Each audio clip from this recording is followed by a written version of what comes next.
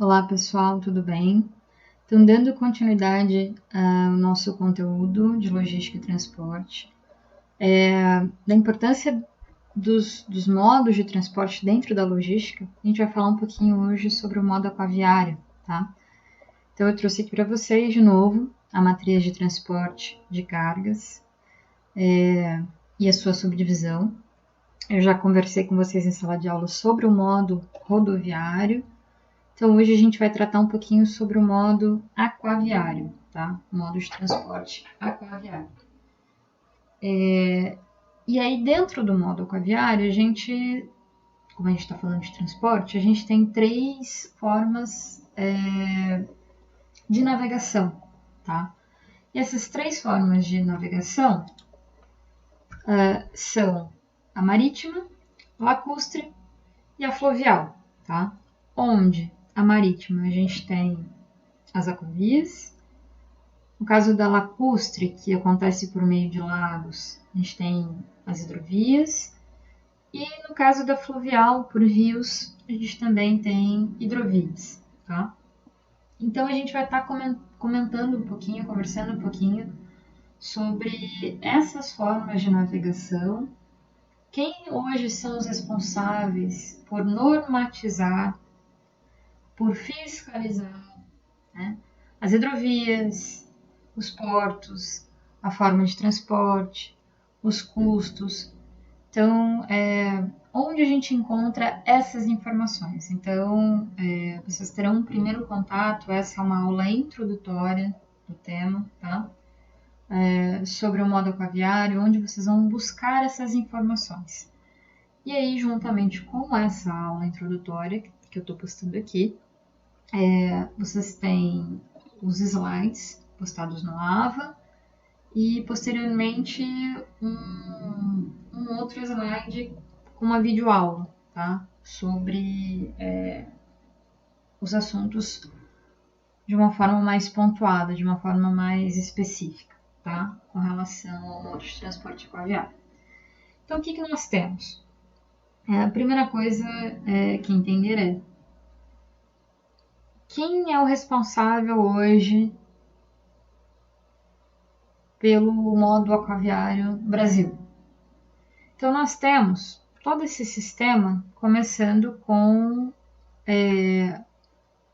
o Ministério da Infraestrutura, que é o órgão responsável por desenvolver políticas para que haja melhoria e implementação de novos portos, de novas hidrovias.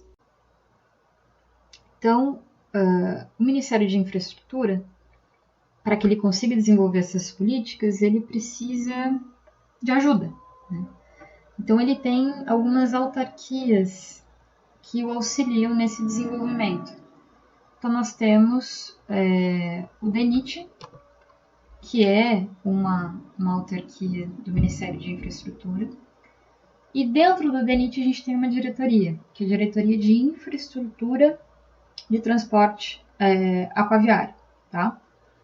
Então, essa diretoria em específico ela vai ser responsável por gestão, manutenção, ampliação, modernização, construção, fiscalização, elaboração de estudos técnicos referentes a hidrovias, portos interiores e eclusas, tá? Então, ele vai estar fazendo a gestão, por exemplo, de hidrovias, portos interiores e eclusas. No caso dos portos para exportação, tá? Os portos públicos já não fica mais sob a responsabilidade do DENIT. Então, aí entra uma outra autarquia, que a gente vai ver um pouquinho mais para frente. Como é bastante serviço aqui, existe uma nova subdivisão. Então, entram aí 8 administrações hidroviárias, tá? Então, a gente teve o Brasil dividido em 8 regiões, e aí cada uma dessas regiões, esses aqui são os administradores, né? Então, a gente tem as hidrovias aqui, né? Divididas por região, tá? Então, a gente tem essas 8 administrações hidroviárias aqui auxiliando essa diretoria, que faz parte do DENIT, que é uma autarquia do Ministério de Infraestrutura. onde vocês obtêm essas informações? Então aqui tem o link, que vai estar na descrição do vídeo para vocês.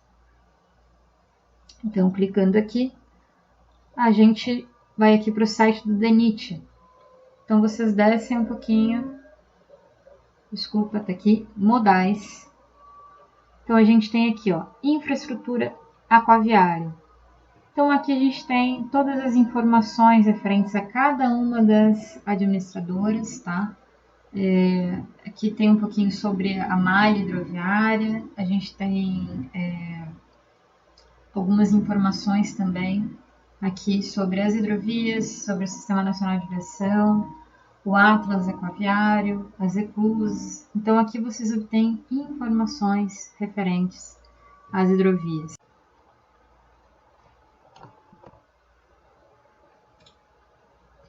Uma outra autarquia do Ministério da Infraestrutura é a ANTAQ, tá? Agência Nacional de Transportes Aquaviários. Qual que é a responsabilidade da ANTAQ? Regular, supervisionar e fiscalizar as atividades de prestação de serviços de transporte aquaviário e também da exploração da infraestrutura portuária aquaviária. Então, eles, na verdade, vão estar ali fazendo a parte de fiscalização, normatização, referente ao transporte em si, a prestação de serviço, tá? Então, onde ela entra aqui?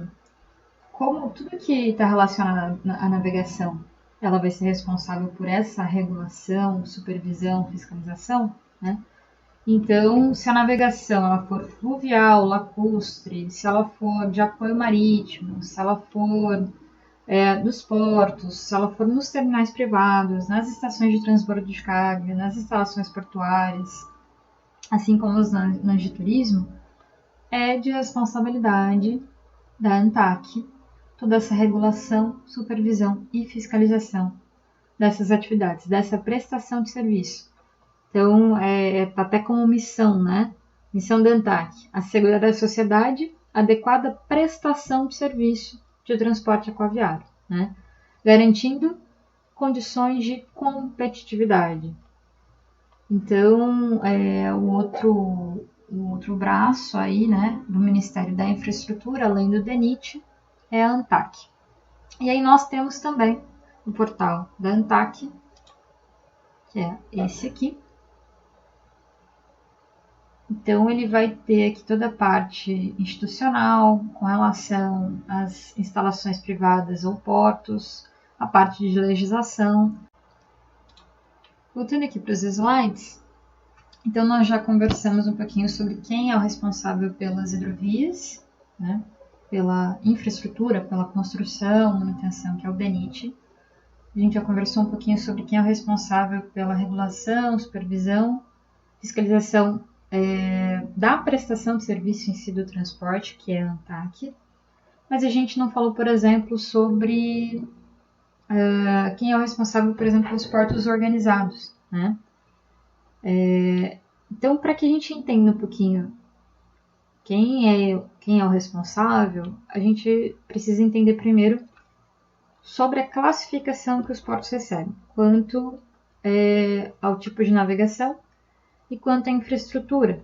Então, quanto à infraestrutura, ele pode ser aqui, né? Comercial, industrial, turístico, pesqueiro e multifuncionais. Quanto à navegação, ele é dividido em 3. Que são os marítimos, que vão receber as embarcações de linhas oceânicas, né? Então a gente vai ter os navios aí chegando. Os fluviais, onde a gente tem as barcaças, né? Que a forma de transporte geralmente aqui é por barcaças. E os lacustres, que podem também ser por barcaças, e é muito comum a gente ver o transporte por balsas, né?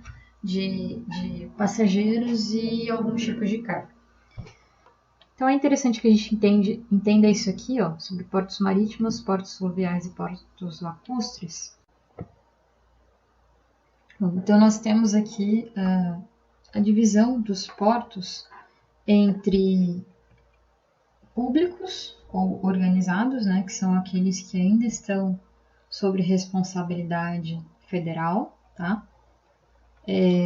onde eles são divididos, administrados pela União, através das docas, ou delegados a municípios, estados ou consórcios públicos. Porém, eles não deixaram aqui, né? Eles continuam sendo portos públicos, tá?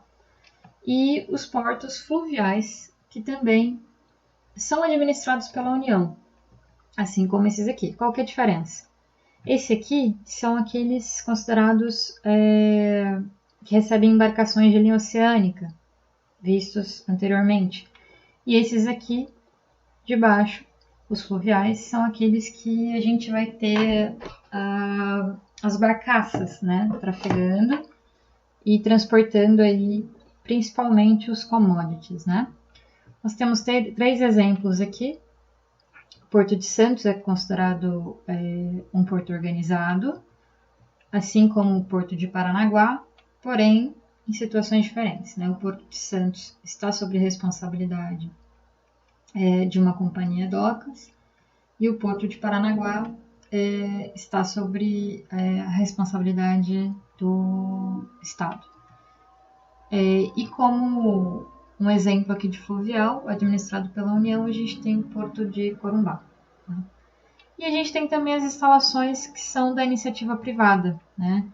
Que são instalações portuárias públicas de pequeno porte, terminais de uso privativo, TUP, e as estações de transporte de carga. Como um exemplo bem interessante para a gente de estação de transbordo, a gente tem a estação de Itaituba, ou Miritituba, tá? Então, são privadas essas daqui.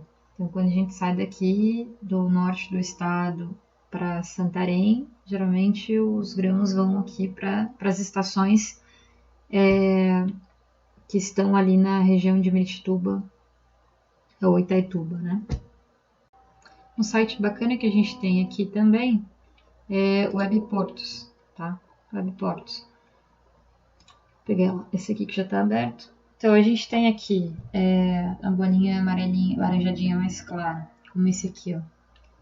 É um porto organizado, né? É o terminal portuário de Pecém. Nesse caso aqui, a gente tem os terminais de uso privado.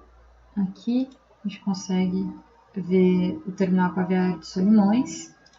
E esse último aqui é onde a gente tem vários tipos de instalações portuárias. Então, tem porto público, tem terminal de transporte de carga. Então, aqui, por exemplo, a gente tem o Porto de Santarém, tem o terminal de Trombetas, tem a Tupi Bertolini, tem o terminal fluvial. Então, a gente tem vários, né? Aqui em Porto Velho, a gente tem um agrupamento de instalações, tá? Então, a parte inicial do conteúdo é essa, e depois eu vou estar postando para vocês também um vídeo complementar, uma videoaula, trazendo um detalhamento um pouquinho mais específico sobre as principais hidrovias, para nós aqui, os principais portos, e como são classificadas também, né, as hidrovias, qual é a sua infraestrutura. Então, a gente vai ter a complementação dessa aula introdutória aqui, ok?